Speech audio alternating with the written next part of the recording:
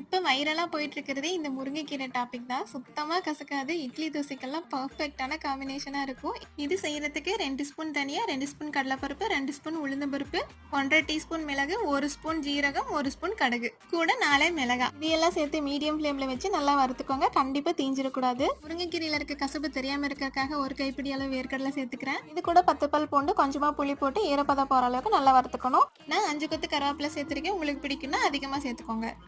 நம்ம போட்டிருக்க அளவு எல்லாமே ஒரு பெரிய கட்டு முருங்கைக்கீரைக்கு கரெக்டாக இருக்கும். முருங்கைக்கீரையை க்ளீன் பண்ணி ஈவினிங் மட்டும் 4 டேஸ் வெயில வச்சு எடுத்திருக்கேன். நீங்கள் நிழல்லையோ ஈவினிங் டைம்லையோ வெயில வச்சு எடுத்தீங்க அப்படின்னா கண்டிப்பாக கலர் மாறாது. இப்போ நல்லா காஞ்ச முருங்கைக்கீரையும் கடாயில் போட்டு கொஞ்சமாக ரோஸ்ட் பண்ணிக்கோங்க. எல்லா முருங்கைக்கீரையும் ஒரே டைமில் மிக்ஸி ஜாரில் போட்டு அரைக்கணும். அதனால நல்லா பொடிச்சு விட்டுக்கிறேன்.